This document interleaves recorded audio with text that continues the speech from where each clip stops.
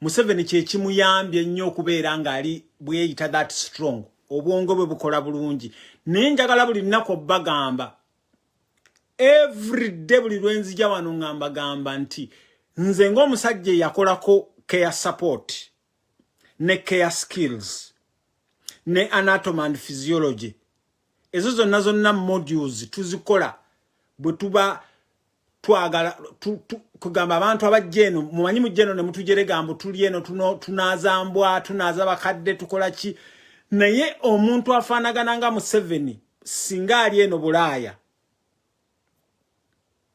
singa ali eno Bulaaya singa Museveni bamujja mu gundi bamujja mu public domain kino nkibagamba singa Museveni abadde ne Bulaaya kubanga nabagamba buli nnaku nti bwe mundaba mu abantu abaliko kuno muliko abantu 12 mugende mukimuteeke mu simu zammwe mu Google mugirina muteeke mu stages of development bwe mukola ezo stages of development njagala ataalya mutwe gwangege wano vaawo bw'oba tewalya mutwe gwangege genda eyo wano waliwo bantu bayina gundi era kyovolaba Victor Yanga sebo tambuza message eno njagala mwenna mutambuze message eno nsiba mbagamba mwenna nti muina amasimu gammwe mukwate mugende mu Google mutaipingemu akantu bakayita stages of development bwe munaateeka mu stages of development mujja kulaba omuntu ali myaka 75 paka ku myaka 8 Museveni gyalina oba 8 what is he capable of doing nabagamba wano Museveni emisana bamukuba empiso eya PRN Museveni emisana abaye base Museveni tayinza kubeera olwaleero nakola gundi nakola press conferences eza every day for the whole week takisobola so Museveni bwali ali mu stage eyo gye bayita late adulthood bwogenda mu stages of development eyo waliwo gye bayita late adulthood yerabira processor ye wano eno processor omanyi the forehead eno kyovola banga bagiyita forehead wewabeera processor computer y'obulamu bwo bonna y'obwongo bwo ebeera wano tambuza message eno wano wobeera nga wewa processing buli kyonna organizizo amaaso buli kimu kyovola banga nabalaga luli ku kibalama engeri gye yayogeranga bw'oba oyogeranga olina ekintu ekikuli mu maaso senses zo zino ez'amaaso zikugamba nti there is something there kyovola banga omulamuzi bw'aba ngenda okukusalira omusango oba wa poliisi bw'aba akuggyako statement akutunuulira ku eye contact so Museveni okukola ebintu bino byonna kyovola bangenze nembagamba wali nembagamba nti omusajja gwe tusobola okukwata ne tusiba ne tukasuka n'ekisumuluzo mu mazzi ye musajja Haji Badru Kigundu. Haji Kigundu amanyi ebyali bigenda maaso. Kakati twagala kuddayo tusoma akantu kano Museveni ke yakoze declaration eno gye yakoze. Museveni declaration eno gye yakoze agamba nti Museveni from today akugamba I was born in September 1944 and named Yoweri Tibuhaburwa Kaguta Museveni. Lwaki Museveni azze this time na signing this kind of a paper of which I'm informed nti everybody agenda okwesimbawo again I know okusigning this kind of a paper nalabye yamugisha muntu ezze nalabye ya gundi ezze buli muntu yenna Bobi Wine yakola ekintu kino kubanga bote bamanyi lwaki yakikola So Museveni akugambye nti he was born in September 1944 and named Yoweri Tibuhaburwa Kaguta Museveni. Njagala okubazaayo emabega. Museveni bwe ya introducing a multi-party democracy. Njagala wano wemba mutambuliza message eno.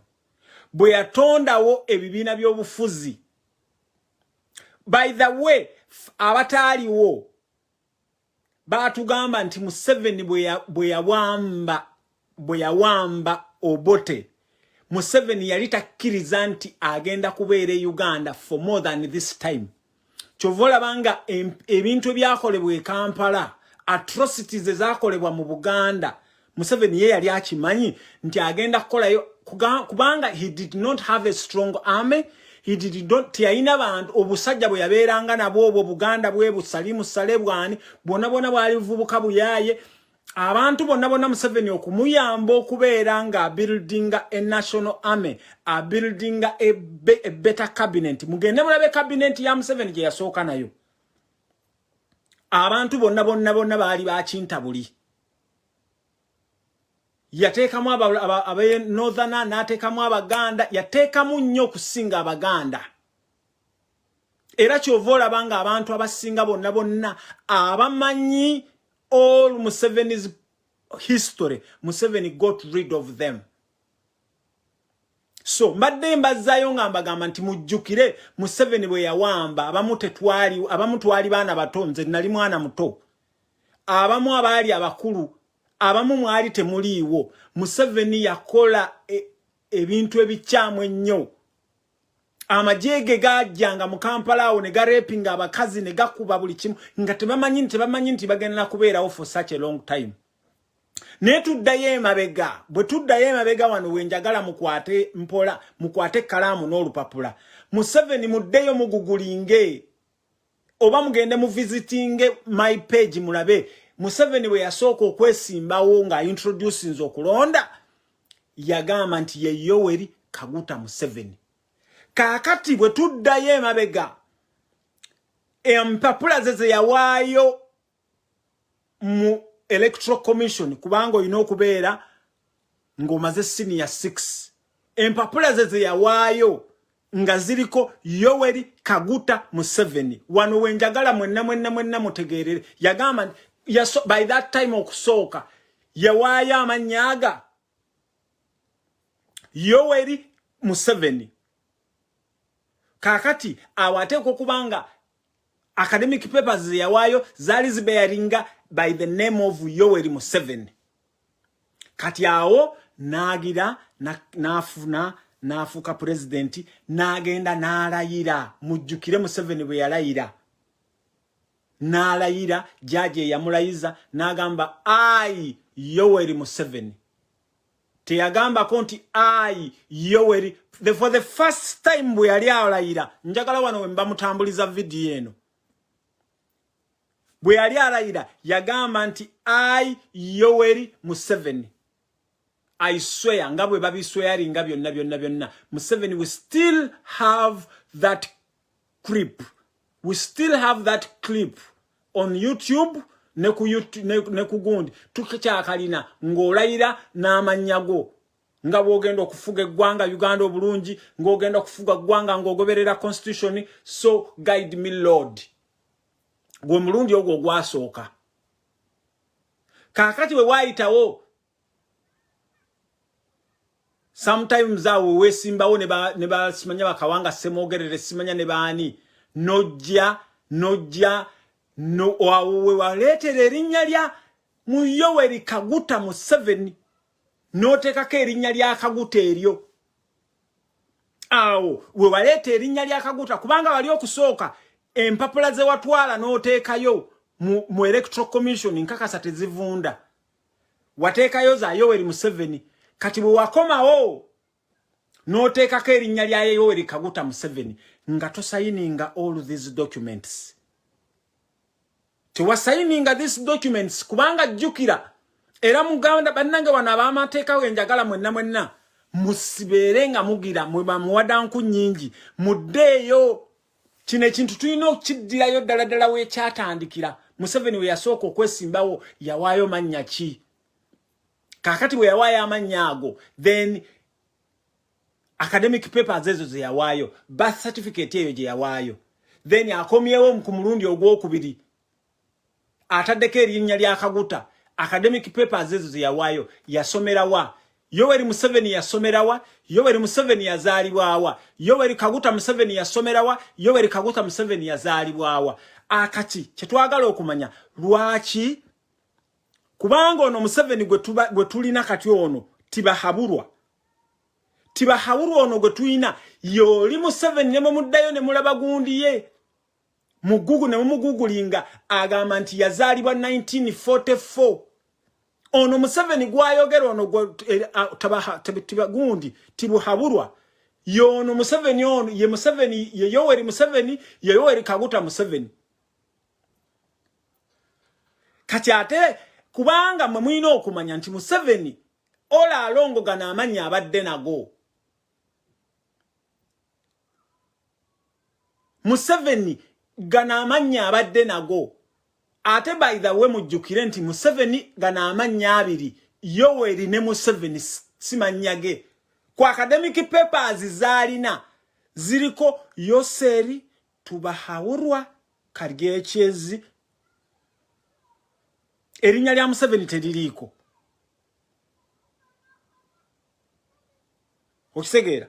Kakati Museveni akuddamu akugamba nti my academic certificates bear my name Yoweri Tibahaburwa Museveni, and since completion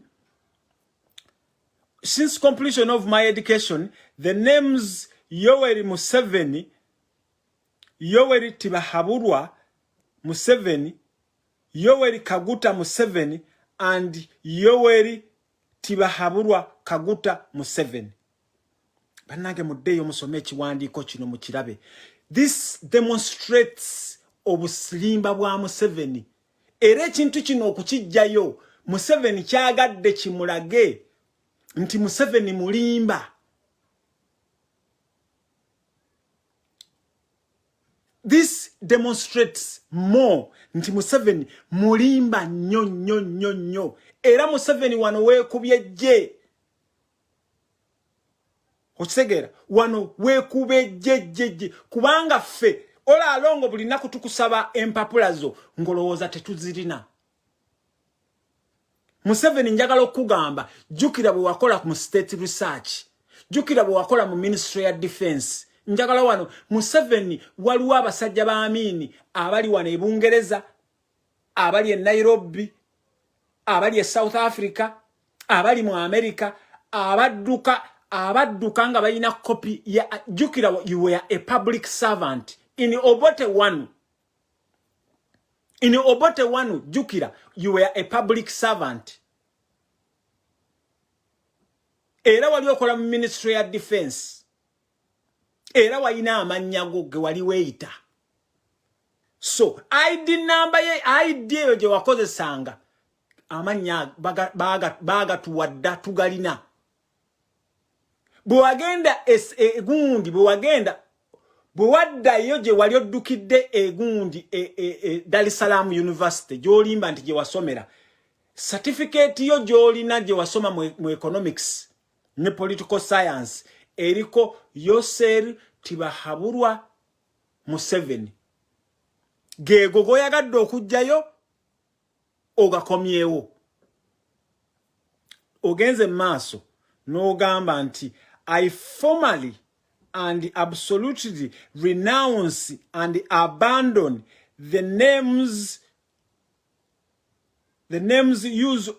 I formally and absolutely renounce and abandon the use of the names Yoweri Museveni, Yoweri Tibahaburwa Museveni, Yoweri Kaguta Museveni, and assume and adopt in place of those names my full names. Kati Museveni amanyage kati amatufu galina nti ye Yoweri Tibahaburwa Kaguta Museveni. Owulira akugambye nti gali amalala gonna agabandoninze kati gano gayagadde okuleeta kubanga be musabye ebiwandiiko byammwe ne munyinyitire nnyo era akimanyi tasobola kwesimbawo wa illa nga alese ebiwandiiko bye bino byalina okuva mu Dar es Salaam University biriko amannya Yoweri Tibuhaburwa Kaguta Museveni. Kakati Museveni wano wenjagala okugamba nti erinnya lya Yoweri siriryo. Erinnya liriyo seri. Tibahaburwa liryo. Kaguta was your stepfather. Kaguta was your stepfather. Anyway, eyo sagala kuyingirayo. No gamba, for the purpose of evidencing the assumption of the proper order of my full name, I hereby declare that I shall at all times from now, in all records, deeds, and instruments in writing, and all accusations that require the use of my full names, sign the name of Yoweri Tibahaburwa Kaguta Museveni. Kati Museveni akugamba nti from today ayongeddeko erinnya lya Tibahaburwa. From today ayongeddeko erinnya lya Tibahaburwa. Kakati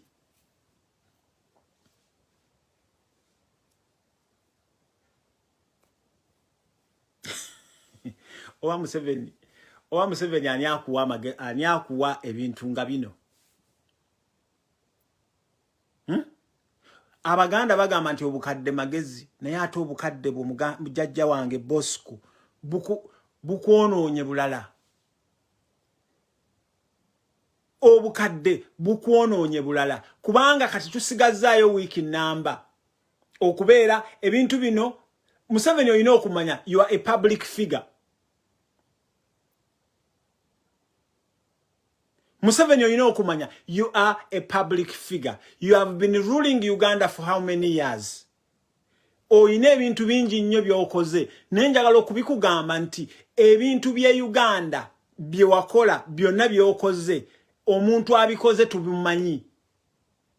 Kino njagala kukikugamba. Okimanyi nti nno ogenda.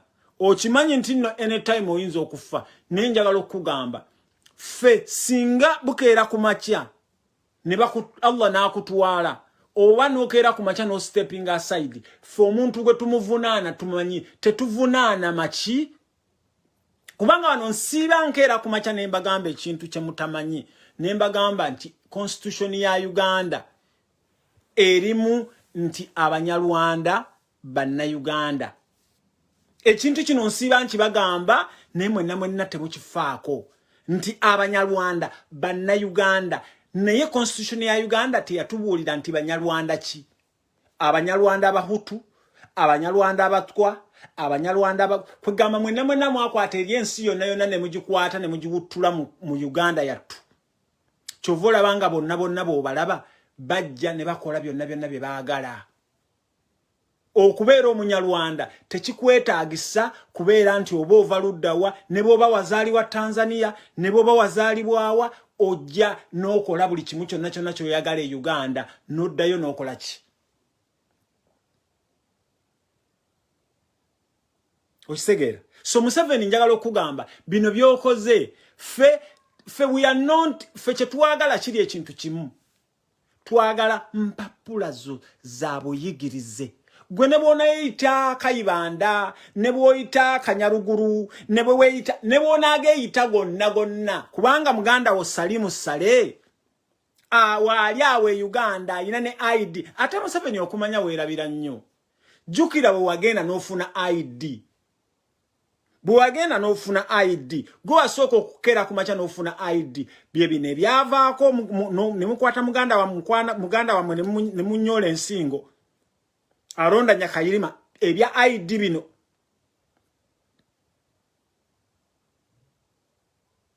Okisegera byebi ne byavaako ne mukwata muganda wammwe ne mumunyola ensingo. So njagala kugamba nti ne bona akyusa amayinya emirundi gifaanana gitya. All along mubadde temufunanga kye bayita true opposition. Ekibadde tekibanga nawo. Naye this time mwepanka nti nno muyine mundu, mwepanka nti nno muyina ki, naye njagala okubagamba eze mundu ze mulina tezenkana na bantu bali Uganda. Nawula badde wano ne mpulira gundi CDF bwayogera. You guys are so arrogant to the extent nti busuubira nti buli muntu yenna anaaba wakanyanga nti mujja kuttanga mutte. It doesn't happen like that. Mu America wali ebyokulwanyisa bakola naza I'm talking to you.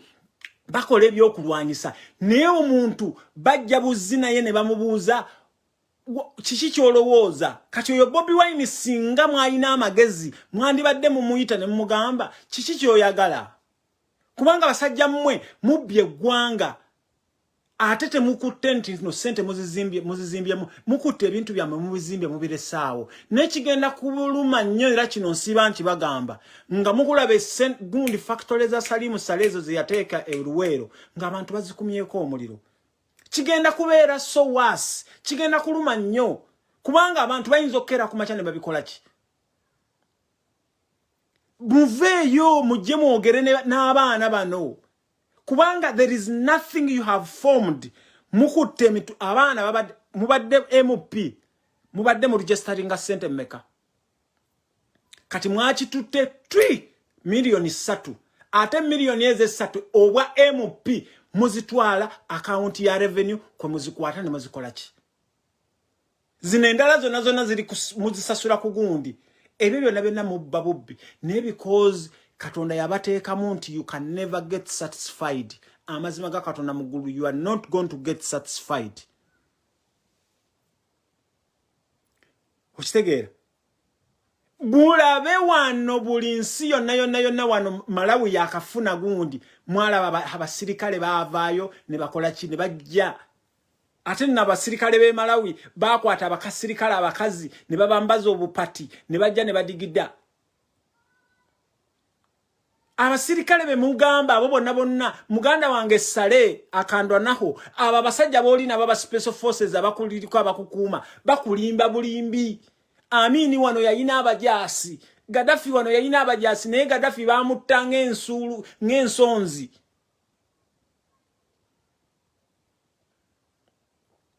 Abajasi abo babalimba bulimbi.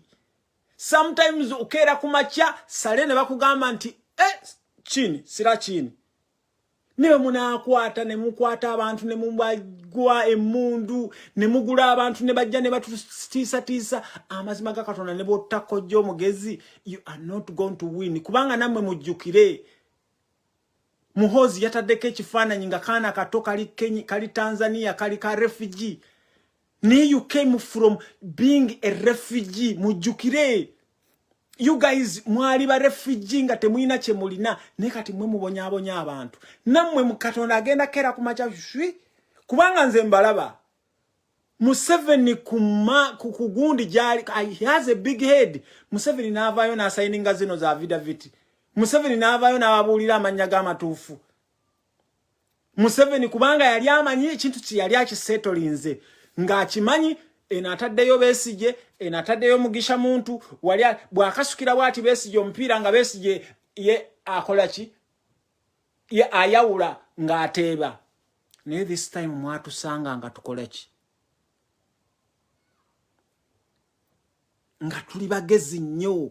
This generation is very buli kintu kyonna ekikolebwa era njagala obbagamba gwe bw'oba oli eyo ng'osuubira ng'okyakolera bano abasajja kubanga I am told nti Salimu Sale ya meetinga abo bonna be mulaba abeeyogeza ebyobusiru bonna be mulaba abeeyogeza ebyobusiru n'aba meetinga ola alongo babaddeyo naye njagala obbagamba singa mumanya abantu abasooka abakulembera National Unity Platform singa mumanya abantu aba basatu abasooka abakola decision za National Unity Platform bali abantu baliko omukisa gwa Katonda ate njagala okubagamba gwe nawe nali mu National Unity Platform nga watumwa kubanga Sale ya assigning abantu bangi. National Unity Platform eno esuza abasajja bano tebebase. Tebamanyi kiki kiddako. Chovola bana bagamba tukyayina abantu bangi nnyo abatubega. Nenjagala obagamba buli muntu yenna atubega agenda kuvaayo nga yeyonona yekka. Mabikke wano mumujjukire wano Mabikke nga balwanagana ne Lukwago kulwa basi. Mujjukire Mabikke ye yali akulira basi ezo ze bali balese za gundi. Mabikke yali azikulira. Kati Mabikke mbu yavuddeyo yakola ki? Kasibante mumujjukire. Kasibanto okimanyi kibakokedde kumaja. Njagala okukugamba gwe muganda wange Kamiliyoni Mayanja wazzo okwogera ku radio amazima ga Katonda ng'eriiso limyufu nga eno t-shirt gye nyambadde. Mwenna ebintu bye mukola temulaba nti bibaswaza. Kamiliyoni ayagala okubeera MOP lwaki atalaga eggwanga lyonna? Njagala kubuuza Kamiliyoni ayagala okubeera MOP lwaki atalaga eggwanga lyonna? Simanya agenzewa because abasajja bana ababafumba they are very stupid. Sala kyakuwa amagezi ki? Salimu Sale yaggwako yakona yagendera ddala. Omanyi tusiba tubagamba ebintu bino nga mugamba nti naye Roy Sembogga n'avaayo n'akugamba nti kati alese Roy Power. Simanya Roy Power. Aweebwa platform. Ola alonga abadde tayogera because fe twamulaba nga apapa nnyo ne tumuteekako pause.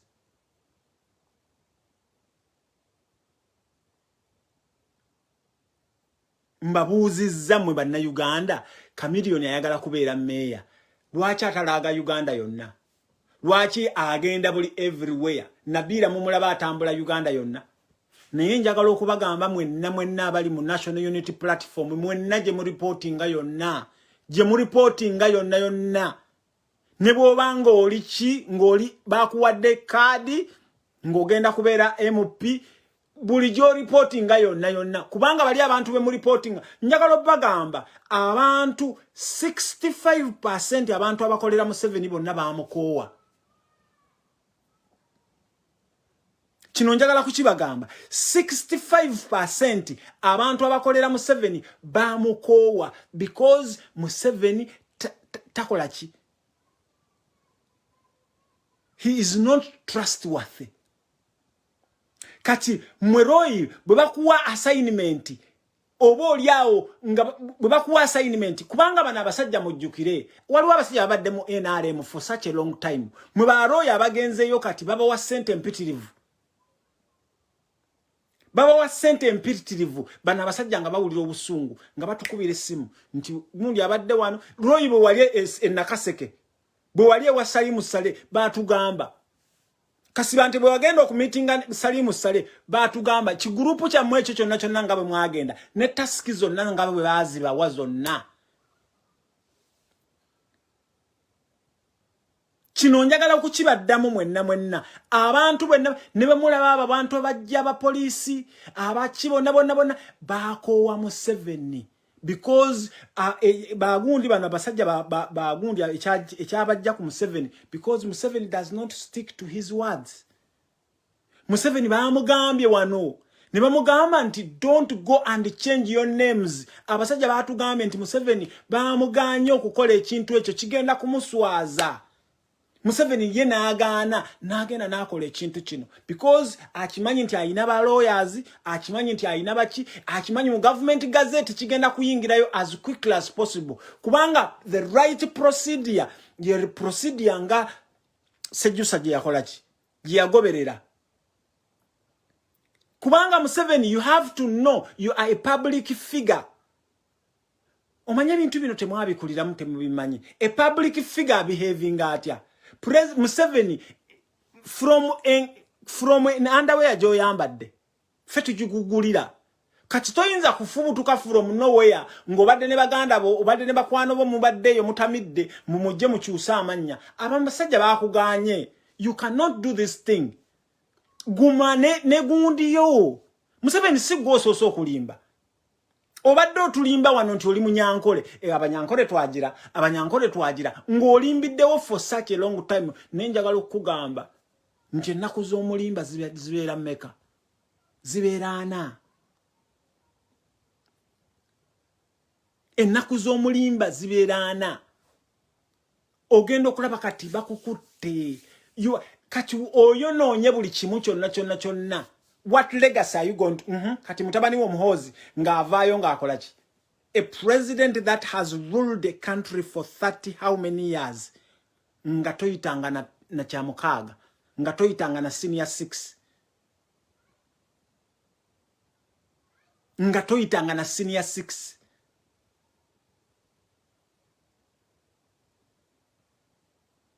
so Museveni nga ennaku zo ez'okulimba ziweddeyo kati kyovola banga buli kimu kyokola kyonna within a second nga abantu bakitegedde Museveni you lost credibility wandibadde oguma n'oguma atenze Museveni nakuwa amagezi you are a dictator but you don't behave like a dictator tukyalina kyokyakyusa tewasoma toli Munnayuganda naye njagala okugamba nti oyina ate kyotamanyi waliwo kye tuyita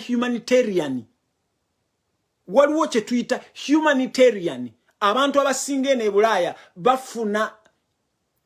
bafuna okubeera bagundi bafuna okubeera bannansi nga baluddemu ebbanga eddene kati gwe Museveni olw'okubeera mu Uganda ebbanga eddene naye bind you tuddayo ne tukola criminal check up tobbanga ku nkoko tottanga muntu okufuna humanitarian gundi eyo citizenship eyo woba okufuna kye tuyita subsidiary protection tuddayo ne tulaba have you been a good person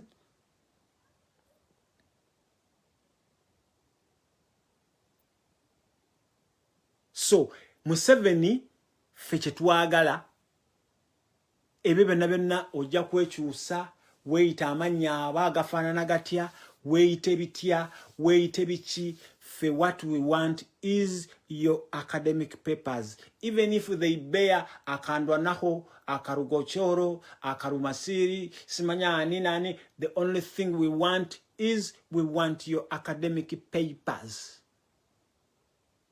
ate kati implicating abantu bangi Haji Kigundu we tukusanga nawe sebo tugenda kukusiba because you have been lying to us buli muntu yenna ali officiatinzeeko ku Museveni nawe judge yamulayiza mwenna tugenda kubasiba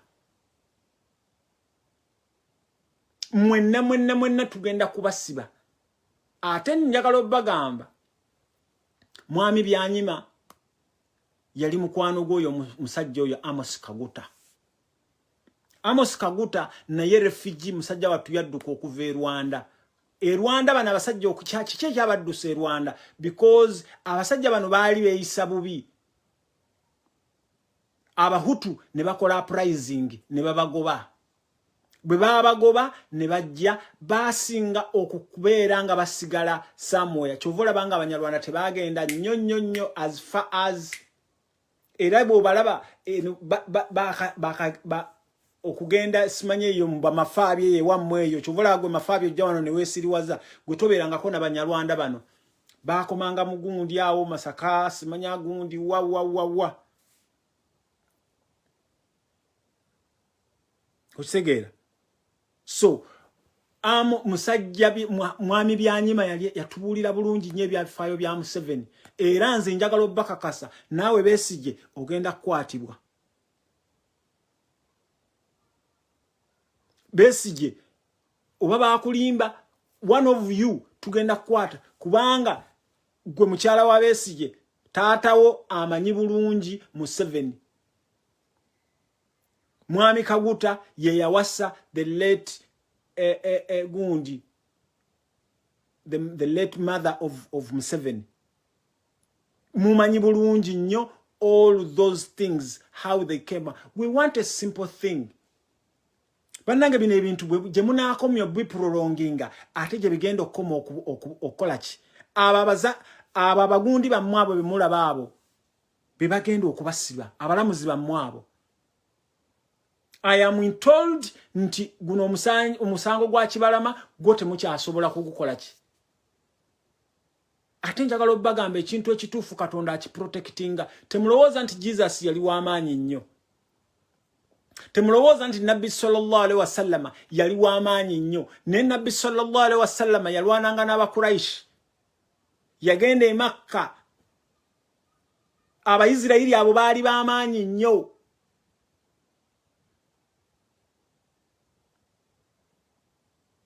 Mwana changu wa alaikum salamu wa rahmatullahi wa barakatuh. Bannange ekintu ekituufu Allah akiprotectinga.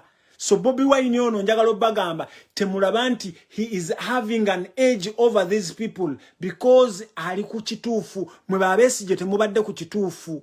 Mwe Mugisha Muntu temubadde ku kituufu. Nkimanyi mubeereyo ne mwebuuza oyo n'omwala.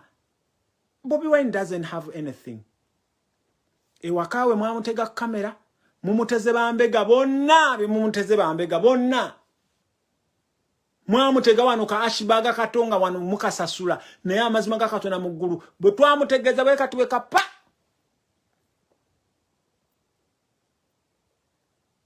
Roy Sembogga wano wabadde embega nga nkugambe Roy Sembogga we twamulaba bwe yajja mu America netugamba nti ono omwana nga kababa konna sike camping ejjuni nga konna omuntu omukyamu yenna mujje mu mugenderere tasobola kutunuulira bwati. So Museveni njagala okugamba nti ffe kino ekintu kyaffe kiriko wisdom from Allah. Museveni tewali muntu yali akutuusiza ku kisenge to this extent. Notuka n'ekiseera n'okkiriza amannya go notuka n'ekiseera n'okkiriza nti oli Munyarwanda. Buli nnaku tusiiba tubagamba nti abo Banyankole abo baki ne mbagamba nti bano abasajja Banyarwanda ate it's not a problem. Era nze nsiiba mbagamba mmwe mwenna mbagamba mmwe mwenna abali wano mwenna ne bwoba owagira National Unity Platform bw'oba ng'oli of Rwandese origin, please go and declare. Kubanga njagala obbagamba time egenda kutuuka tujja kubeera nga tubanoonya kubanga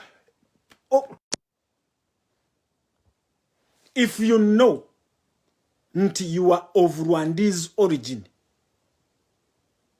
please genda o declaring bannange ogambe nga Patricia wano bwavaayo n'abagamba bannange nze ndi Munyarwanda. It does not help. Never bakuwa simanya gwe Nakayunge, simanya gwe nani vayo genda o declaring nebo banga oli muntu waffe.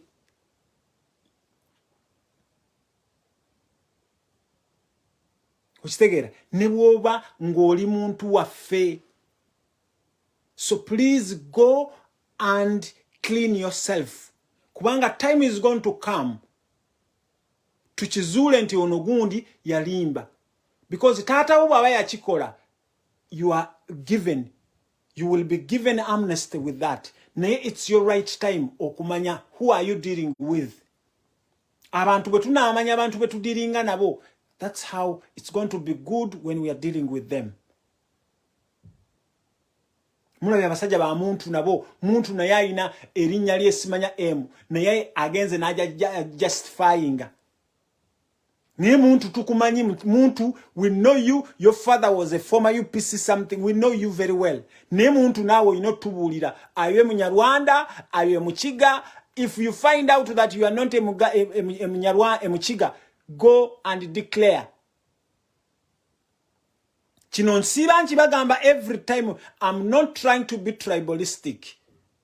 Kubanga bannange njagala obbagamba nti bannammwe bali eyo everywhere buli wolaga DPC Munyarwanda, simanya RDC Munyarwanda, ba committing atrocities under your tribe, under your name.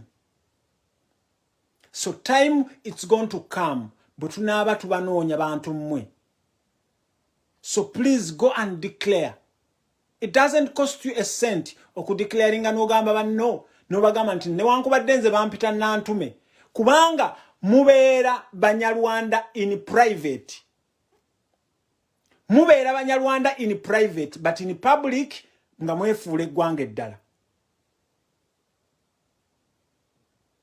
Mubeera Banyarwanda nga mubeereyo nga mugenda nga mutubba nga mutukuba nga mututta. Okitegeera? Naye when it comes to public nga mwekweka Banyankole, mwekweka Mbala, leero mwayiga abalaalo, leero mwayiga Abahima. Ate njagala obbagamba, it's not a problem. Wane Ireland wembeera aba Irish be bajjudde wa Liverpool. Gende Liverpool, gende Manchester, gende Wales, gende Scotland, bana abantu bemanyi. It's very good. It's very good. Temulowooza nti bino ebintu biri Uganda yokka. Abasajja abalatino wana abalatino balabe. Abasajja aba Spanish n'aba Portuguese, they know they are the same. It's not a problem when you declare yourself. Ne mugenda kutuuka ku kizibu wano nga time etuuse kubanga nabagambye nti the very first thing is buli munnayuganda alina okubeera nga abeera ne national identity. Va ku bino ebya Museveni bino. National identity yo nga kuliko personal identification number. Tugenda giyita PIN.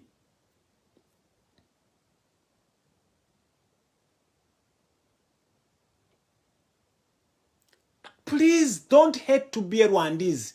Be proud. Kubanga nze namubuuza lw'omusana ne mubuuza lw'omushana. You are a typical Tutsi Rwandese. Why don't you come out? Obeere okere ku makya gw'oli musajja mugezi ba gundi abo bonna ba Mwenda ba Andrew Mwenda bonna. You are very proud. Mwepanka nti you are good analyst. You cannot even analyze on air in your language. You hate Munze ndi musajja muganda. Nze what I'm proud of being a Muslim. Eranze everywhere. Buli mulimu gwengendo kolako mbagamba first and foremost.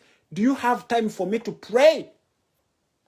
Kubanga nze before I become anything, I'm a Muslim. I become a Muslim. Eranze ekimpagiza Kyagulanyi namugamba nti Kyagulanyi kyosooka ngo munnaku ze 10 kwe kubeera ngo restoringa obusiraamu e Uganda nga bwe bwali under Uganda Muslim Supreme Council. Properties zaffe zonna Museveni ze wabba zonna ku Lubaga Road ku Namirembe Road awo zonna n'oziguza abantu bonna ebintu byaffe byonna bikomewo.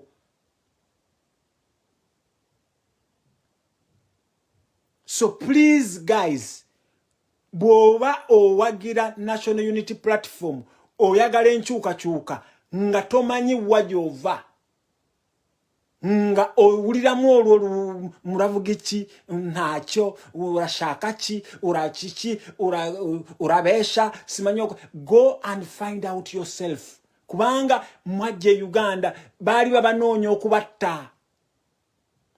Oyo Gashumba yali yeeyita Kasumba. Gashumba Masaka Secondary. Gashumba bwogenda n'ojjayo certificate ye ya Masaka Secondary gye watulirako senior 4. Eriko Kasumba. Nawe tokeranga ku makya n'odeclaringa. Era nawe nkakasa kino bwe baagezeeko. Don't be afraid of that. Mwali Gashumba wali weeyita Kasumba.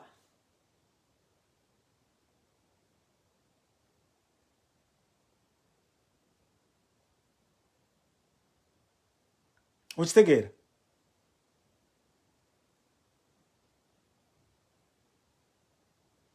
Mafabi, this statement you are making, and I'm warning you for the last time. Mafabi, I am warning you for the last time. This video, nja kujja tugiplaying awo. Mafabi, I am warning you for the last time. If you continue posting that I am a terrorist, Mafabi, I swear upon the living God, ngenda kulinya nnyonyi yawe Bungereza, Mafabi, I'm going to open a case against you. And I'm going to use this video as an evidence. Mafabi, I want to warn you for the last time. Ddamu kitayipinge wano. Ddamu omanyi mmwe bantu mmwe bwe tutaabadiringe nammwe. Ate njagala tutandikire wano mu diaspora. Mafaabi ddamu kitayipinge wansi wano ngenda chipininga nti I am a terrorist. The next week ngenda kujja kubanga fete batu quarantine nga okujjaawo. Wallahi I'm coming to open a case against you. Ddamu kitayipinge wano nti I was a terrorist oba I am a terrorist. Ddamu kitayipinge. Mafaabi I am warning you ddamu kitayipinge. Njagala ddamu kitayipinge bw'omanyi nti olina obulima wa bubiri oba omanyi nti weepanka oba omanyi nti oli musajja w'amaanyi nnyo ddamu kitayipinge wano nkulayiriraga Katonda mu ggulu I am coming to UK to open a case against you. Ddamu kitayipinge nti I was a terrorist. Toseka ddamu kitayipinge wano nti I am a terrorist. Ono propaganda wamwe Museveni gwatambula na gwabatambuzaako. Museveni oyo gwe propaganda gwatambuza natta abantu n'aleeta Jamiru Mukulu natta abasiraamu. Olowooza twali tubimanyi? Nze byange bino byenjogera I can stand on them. Museveni ne wajja wano na openingako case. Mwawulira wano kano kamazika no simanya sagala nakawa mileage. Kagenda mukusimanya ne kanzigulako omusanga ekibuli mbuno kanoonyo katta nalimba noonya mujje wano ku interview mujje munnone. Mafaabi damu odemu damu njagala oddemu bw'oba omanyi nti olina obulima wa bubiri. Mumanyi bwe tuba tuli ku ggwanga lyaffe mwe bamafaabi nze nkikakasa envunza zaakuluma ne ku mwongo wenna oli awo omukazi yakuddukako wenna ekisajja such a professional person like you oli mu kunywa bunywenge mu kifo kiwandibadde ate mmwe masaabi mubonaabona nnyo mmwe n'envunza zibaligizze zonna zibalidde mwenna zibatuuse ne ku bwongo fe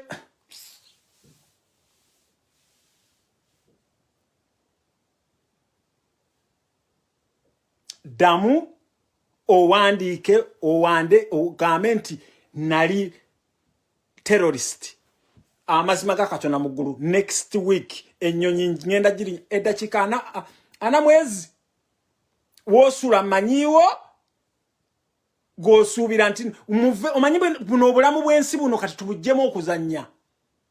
Buno obulamu bw'ensi buno nze ate okulwana naawe gwali wano mu diaspora tondetako lugezigezi ne sidiringa naawe kubanga bwe tutabalage nti twagala Uganda ekyuke temujja kukola ki?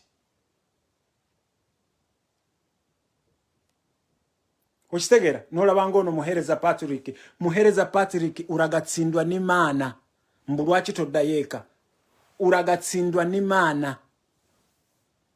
So damu okiwandiike mbu nali terrorist gojja okubanyumiza abo bonna aboogera kali ashibaga kato kayogera because kali eyo naye wano wendi wano okitegeera bwo nkugambye nze nzijaawo just 45 minutes ngava wano Dublin airport nze seekweka mbeera wano Dublin abanjagala yenna ajja nnone naye njagala kugamba nti ojjanga wesibyezi Jeno Muhozi yaliko wano Mama Janet naye yaliko wano atumanyi wano fe wano tatuyina mundu wa polisi wano tomusanga okujjako anoonya mu abenjaga wano yaba polisi tebakwata mundu. Nkugambye mwafaabi ddamu owandike ekigambo nti kojja you were a terrorist ngenda kuggala gwe omumwa ngenda kuggala ate nsobola okuddayo nsobola n'okuddayo ku gundi gye wabadde okoze ku post eyo gy'owandiise wano nsobola n'okuddayo neyo neekusibya ne baku blacklisting ne mwene ekyesi n'otaddamu na kufuna wadde n'omulimu ne bakukasuka eyo mu kkomera eyo. Ffe basajja mmwe tuli serious twagala ggwanga lyaffe and we are ready to die. Mulaba tukyayogera bwogezi bwe tuti we are ready to die. We are ready. Era nze nabagamba leeta olugezigezi ng'obeera wano mu diaspora. Leeta olugezigezi ng'obeera wano mu diaspora. Gwera mafaabi we are going to start dealing with you. tugenda kutandika okudiringa naawe omanyi mwe Besigye yabaleta wano n'abaplantinga wano nga muleta ebyekisirusiru mwe mulemesezza mwe nkula wano eranda nitwebuuza ba coordinator lwaki tebakola mirimu ga coordinator gonna gantu ge FDC osegera mwe njagala obbagamba we are going to start dealing with them ate ekibayambye covid ono okubanga wali singa badde tekobadde covid ono mwali badde mutegeera nti abantu bakoowu singa covid abadde tali twali balumbye mwe naawa simanya Amsterdam awo wona twali badde mwe tubalumba kubanga temusobola kutufudu balako ka nebweru you cannot do that nkugambye mafaabi damo wandike nti amanya gange bampita Sudi Magezi damo wandike nti I was a terrorist ekyo kyokka kimala bagenda kikwata wana abaana bali wano bagenda kipininga that is nze manyi Josule backing manyi yo bulungi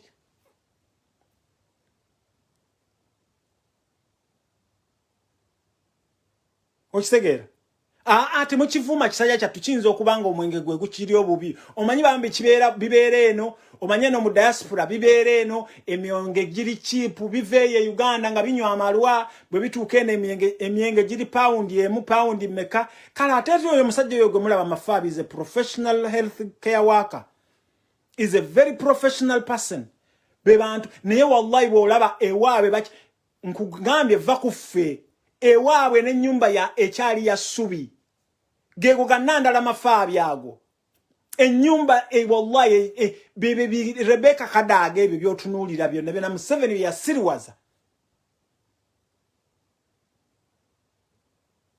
osegera Moses Isaac mugambe tantege nkugambye damu wandike wano nti kojja wali gundi bino bye mugenda mugira bino bye simanya TV obi awandika bichi mbusimanya ndi naliwa simanya nakola ki kubayo mwe mundaba n'ekirevu kino ngosubira Mafaabi nenkananga gwe gusajja gukulu gukuze nete gwina wadde kyolaga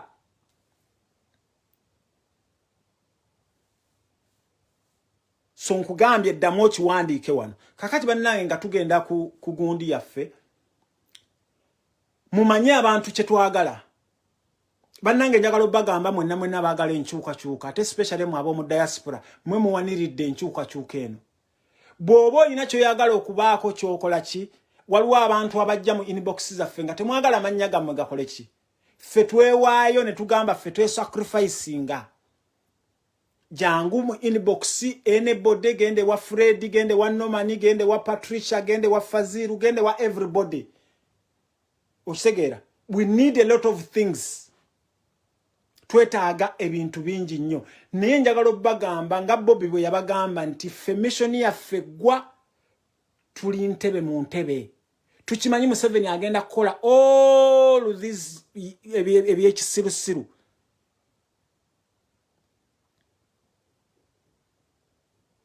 muhereza ate njogera kyebitiisa abantu sirina kyenjogera kitiisa nabagambye nti kati omuntu yenna gwe nabagambye era kino mukiyiga okuva erinze nabagambye omuntu yenna akwatibwa mu nuupu nga bamutumayo kujja kutubega oyo gye tunakunyolera ensingo ne basale tebagenda kubeerayo kino nkiddamu tukimanyi nti baatuma abantu bangi nnyo ate especially mmwe bakansalaaz abajja n'obwo bukasibante n'obwo bwani tugenda kubanyoola ensingo kino nkibagamba baatuwadde lisiti y'abantu be baatuma mu nuupu okujja mu tudisturbing nenjagala obbagamba mwagala okumanya kiki tuzzaako you want to know what we are what kituzzaako temusobola omuntu yenna gwe tunaakwata ng'ali mu kutubega bwe tunaakukwata eyakwalula ejja kusiirira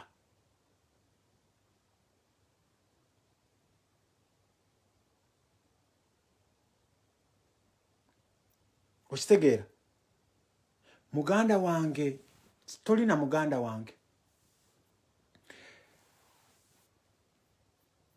kati njagala kumaliriza bwenti njagala muntagingira omwami gwe bayita Latifu Ssebaggala njagala muntagingira omwami gwe bayita Latifu Ssebaggala njagala ne wano musharinge video eno wano we njagala okumaliriza muntagingira omwami gwe bayita Latifu Ssebaggala kubidde simu for a long time oganyo gikwata mwami Latifu Ssebaggala kino njagala kukikugamba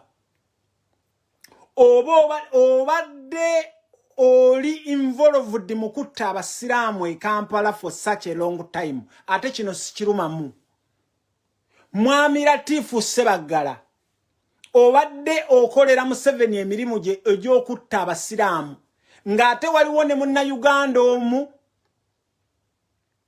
Munnayuganda yaveeno n'akukubira essimu nti ajja Uganda Munnayuganda oyo tetuddangamu kumuwuliza ne mwami Latifu njagala okugamba okimanyi nti abaana bo bali Canada okimanyi mutabani wa ali Canada singa tufuruvinga nti omwami oyo mwamutta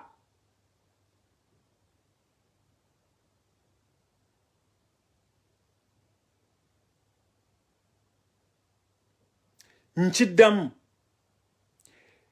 Latifu Ssebaggala obadde okola mission ng'okolagana n'abavubuka nga mutta abantu kubanga gwe baakuwa wagenda n'omatiza Salimu Salenti gwoli close ku Bobi Wine olw'okuba Bobi Wine yajja ewo n'alyayo n'emmere naye n'otamanyi nti emmere gye mwamuwa okyajjukira eswani engeri gye zaali zizannyamu bwe ziti nkiddamu Latifu waliwo omusajja omu ate musiraamu yava mu nseemu eya diaspora najja Uganda omumanyi omusajja oyo activist omusajja oyo taddangamu kulabika Latifu obadde okola mission nga mutuga abaana b'abandi simanyi oba nsereko mweno mission mwali naye Latifu jukira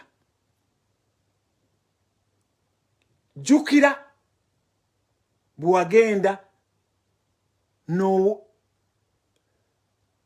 jukira era singa tibadde kinga temwaziika seya oyo twandibadde tumwetaagako postmortem seya twandibadde tumutaakako postmortem seya ayinza okuba nga teyafa kigo kye yagwa mu kinaabiro kubanga eddwaliro lye yafiiramu mulimanye eddwaliro eryo Latifu oyinza okuba nga olina ky'omanyi kubanga waliwo essimu seya gye yakubira Bobi Wine era ebigambo ebyo nkakasa bye byattisa seya kyova olaba nga mu kwogera wali so influential mu kufa kwa seya Nakaiza Hadija salamu alaikum wa rahmatullah. So mwami Latifu njagala okukuwoninga watumiddwa okube njagala bagamba bana abantu bonna bwowulira Latifu byayogera it is the same language mbidde byayogera it is the same language kano karoyi kana kampi akejjuni byekogera it is the same language kasibante byayogera ntinze kubanga bakimanyi people power mwe mukwataganyira buli omuntu yenna era bakugamba nti bo bajja kujjanga bwannamunigina naye bawagira Bobi Wine as a president naye eno tebawagira Nuupu era tebali mu Nuupu so njagala okubagamba mu abanda bawano muddeeyo mubuuze ekyatta omusajja seya naye abantu be Uganda bamalaga fafa bwe batyo lwaki seya bwe yagenda mu ddwaliro kubanga seya yali mulamu bulungi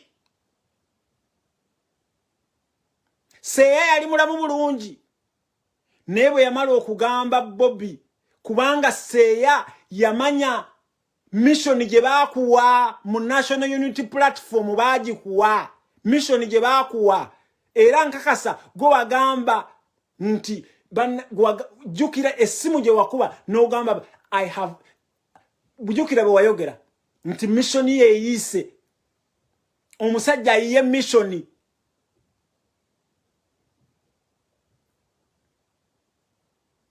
wabula musajja gwe oli mubi nnyo nnyo nkulabye kati otaddeko mbusimanya abaana bo basoma Qur'an gwe musajja gwe Ibilisi Latifu gwe shaitani kabirizi mubadde wano nga muli mukutta abantu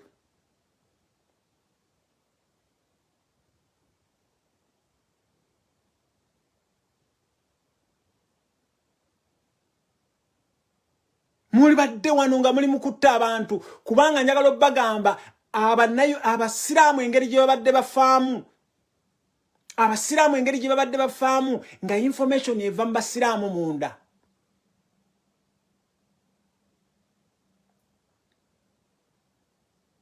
so eyo wolokoso wa people power fe tuli ku Nuupu kati kubanga mwali mukimanyi mwagenda ne mumatiza Museveni nti taina waayinza kukola ki ne bambi fe we are so clever. This revolution is blessed by Allah. Tugenda kati kusala asiriwan bana Uganda bamaze okusala magaribi abana Uganda everywhere we bali basabira Allah basabira Bobi Wine mbagambye mwenna muddeyo muwulire omusajja ono ne bwe yali ayogera muddeyo muwulire bwe yali ayogera ku gundi bwe yali ayogera ku lumbe lwa Sebagala ng'ayogera abalaata ng'amanyi nti nno kiwedde n'otuuka n'okutta omwana wa nnyo olw'okuba politics ekissaseeya olw'okuba yabulira Bobi ekituufu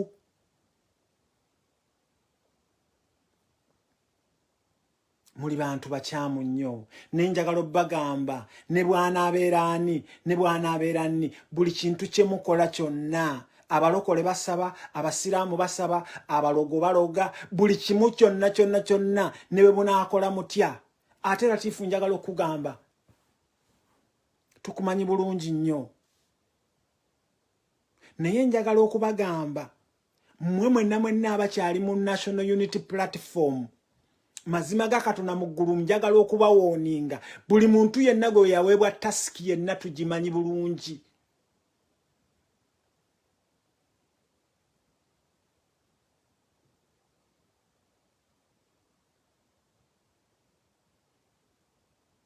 ostegera buli muntu yenna gwe yaweebwa tasiki yenna tugimanyi bulungi kubanga mmwe njagala okubabuuza lwaki National Resistance Movement ebadde eruddewo okukola akamyufu k'abakansala njagala kubabuuza mmwe abali e Uganda lwaki National Resistance Movement yasabye Electoral Commission bajongezeeyo weekend number because ebadde ekimanyi Namboze wano wavaayo n'ogamba nti omukazi bw'abajja ajja n'abaana be bonna ng'okimanyi abaana baffe mwabamma stampu mujjukira abaana ba People Power abaana ba National Unity Platform lwe bajjanga ne mubamma stampu mwabamma stampu nga mwe muyina mwe mwagala okuddisa naye njagala okubakakasa eyo ne bwe muneekubya yaka simanya ku local council simanya ku biki byonna byonna ne bwe muneekubya yaka ffe ekintu kye twagala kiri ekintu eki kujjako Museveni ekintu kye twagala is your heart that strong will you hear to that call gwengoli bw'onaawuliranga that firimbi yeevuze are you going to add hair to that whistle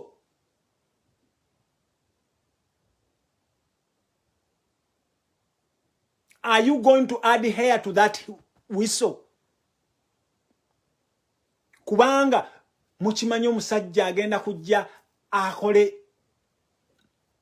ayita abantu abagambe bannange mujje tugende tunono obuyinza bwaffe. Are you going to follow him? Kitegeeza okumufollowinga nti ogenda kubeera Uganda, ogenda kubeerawo, onaawaayo akasente, onaayoereza airtime. Are you going? Njagala bana Uganda abali kuno muliko 15, njagala mukoonaawo ku buyimoji awo, njagala obabuuza mission yaffe eryeji emu yokka. Are you going to listen to that call? Ogenda kugamba nti wanji Bobby bwakeera kumacha n'abagamba bannange mujje tugende Entebbe tunono Entebbe yaffe.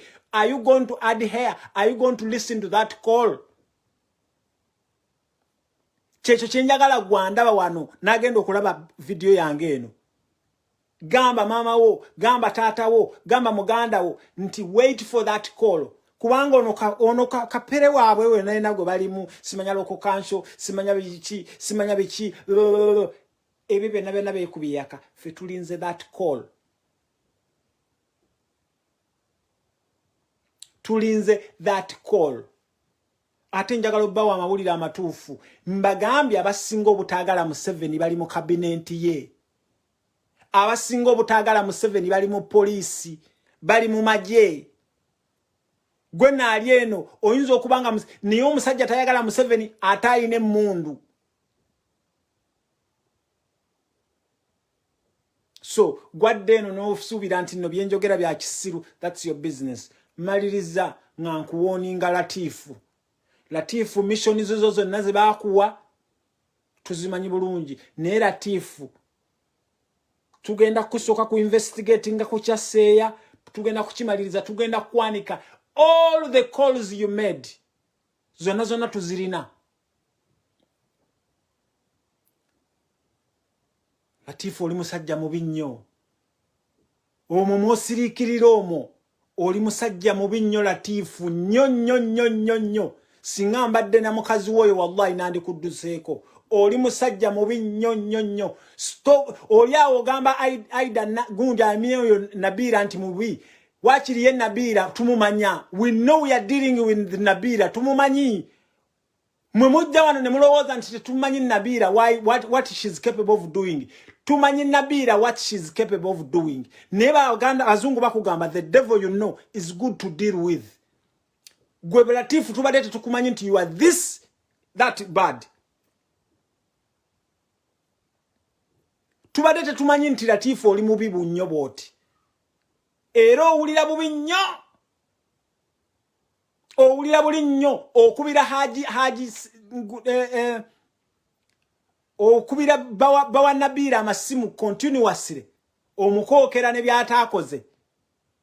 Ne Nabira fe tumumanyi, we know we are dealing with Nabira, we know what tetulina kintu Nabira kye yali akoze oba kya planning akola kye tutamanyi.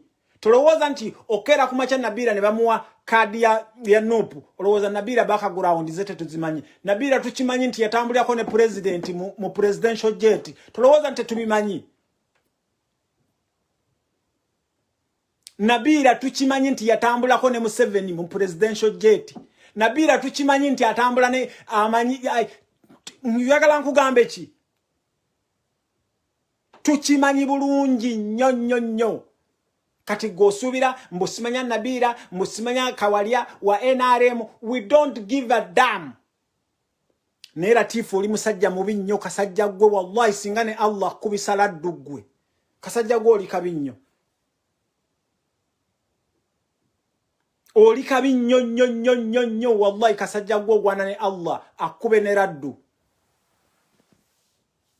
Bannange mbaagala nnyo, nayogera obulungi akola ki?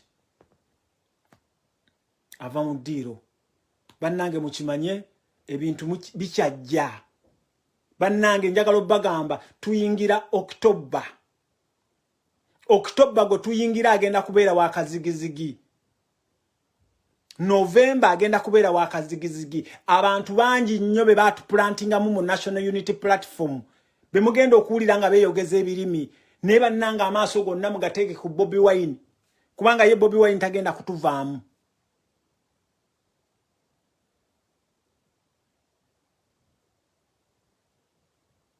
Okisegeera. So mbasaba mwenna eno bwoba kati tomanyi politics, please. Ono politics go tuyingiddemu. This is serious politics. Chovolanga ne Bobby are taking a time oku responding. Follow Bobby Wine. Follow what he responds to. So, nazino bulungi ava mu ddiiro. Mbagala nnyo mbagalira musharinge video yange. Assalamu alaikum wa rahmatullahi wa barakatuh.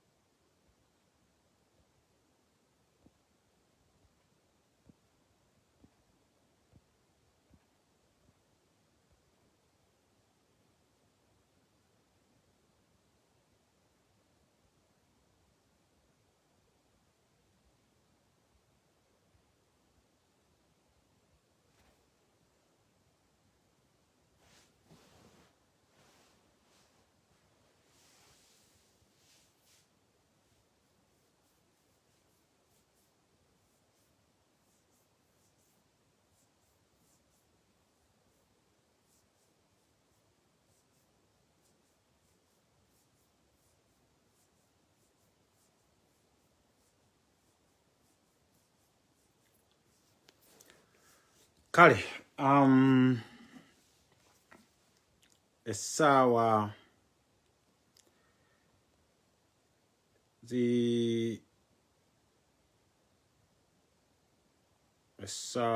ziri wani waffe tuli mu ssaawa ziri 9 n'eddakiika 22.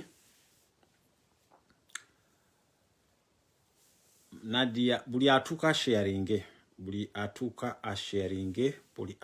asharinge twagala okubeera nga tulaba ki ekigenda mu maaso.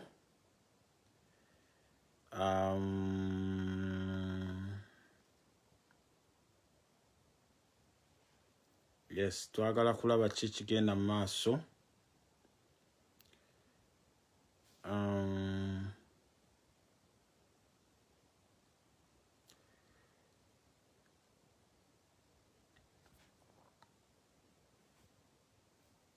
Yes.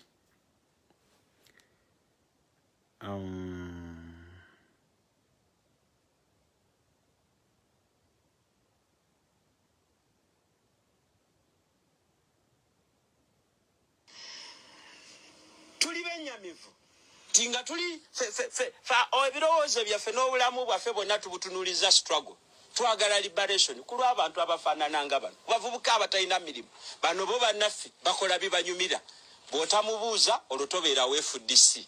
Bw'otamufukaamirira olutobeera FDC. Naye tugamba nti ebyatuleeta mu kibiina kino eky'FDC era ebyatuleeta mu lutabaalo luno olw'okunoonya emirembe mu Uganda binene nnyo tetusobola kubiragajjalira yadde okuteesa ku kintu ekirala kyonna ekyawukana ku kyatuleeta mu struggle eno. N'olwekyo twagala okubajjukiza entandikwa y'ekizibu Uganda kyeri okubonaabona nakyo. Naye tetwagala bakooya na biboozi simanya independence twagifuna tutya Kabaka yawalampaati olubiri eyo tetwagala kugendayo. Twagala focus mugiteeke ku kizibu kye tuli okubagana nakyo olwaleero. Ekizibu ekyo banyabo ne basebo kye kizibu ky'abannakyemalira abajja nga beegondeeza ng'olukira lwa Kapa. Boogera ebigambo ebiwoomu, ebigambo ebisikiriza, ffenna ne tubeegattako. Naye bwe tumala okubatuusa mu buyinza ne bayingira mu offices ne balyoka bajjayo obukodyo bwabwe bwe baakweka bwe beeyambisa okusiga obwannakyemalira okusiga mu